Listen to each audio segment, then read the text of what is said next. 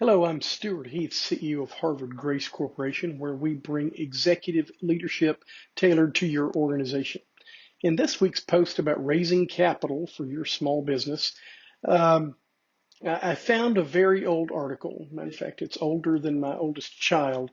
Anybody who knows me, I'm a pack rat for information, and I have a folder in my drive called library, and I've got uh, dozens and dozens of topics where I've collected articles and other information about that over the last 35 years. And so I'm not sure why I was digging through this, but I found this article about raising capital from the Harvard Business Review, written in 1989.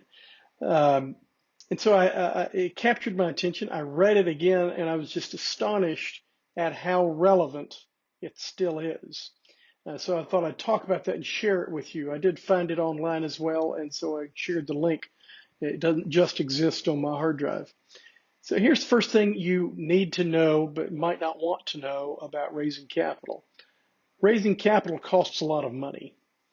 The investment, you are essentially in the business of advertising your company as the product for investors to buy. And as with all marketing, marketing costs a lot of money up front. You got to create marketing assets. You got to spend money to distribute the ad, and then you hope to get the attention of the people that you're seeking. That's why marketing costs a lot of money.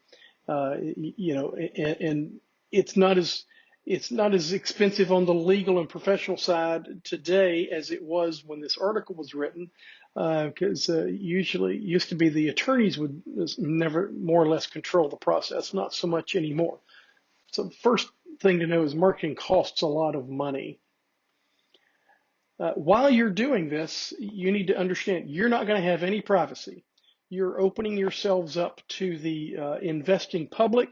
They're going to ask a lot of personal and private questions, and which are for the most part relevant to the process, but it's not. It could make you uncomfortable. So be prepared for that. Uh, be careful when you hire an expert. Experts can blow it. There's a term for people in the capital raising business, usually for a little bit larger raises, called a placement agent. That's where the issuer hires this investment banker, so to speak, whose job is to go contact investors on your behalf, present your deal to them, and go out and um, try to connect you. Sometimes they're called finders, sometimes they're called placement agents. It really depends upon the level of service. Uh, Sometimes these guys can blow it. They don't understand your deal if your deal's complex, especially if you're a software company. They might not understand it. Nobody will be able to explain your company as well as you. So be careful on who you hire and supervise them when you have hired them. Next, money isn't all the same. You might have a really excited investor who may want to lead, or may just I've even seen a situation where they wanted to do it all.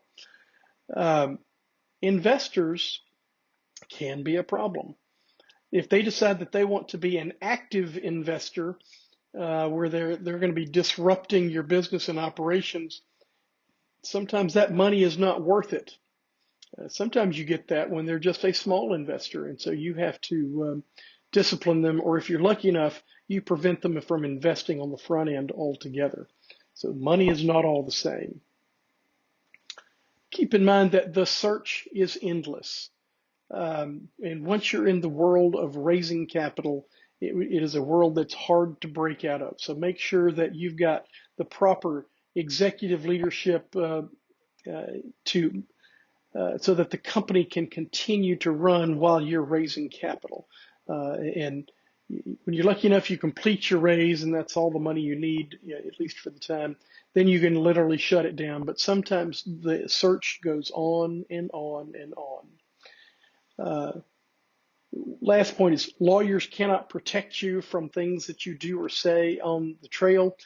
You can put all the risk factors in the world um, in there, but if you are using misleading statements, or just foolishly making promises that you cannot keep, there's no protection from that.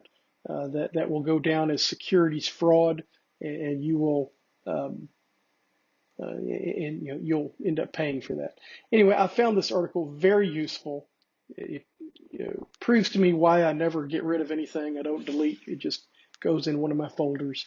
Anyway, I think you'll enjoy it. If you're in the process getting ready to raise capital, I think you'll find it helpful. Grab the Calendly link here at the bottom. We do help companies prepare to raise capital as an independent executive, and in certain situations, we help them do that as long as we cross the I's and dot the I's and cross the T's, because we can do that from time to time.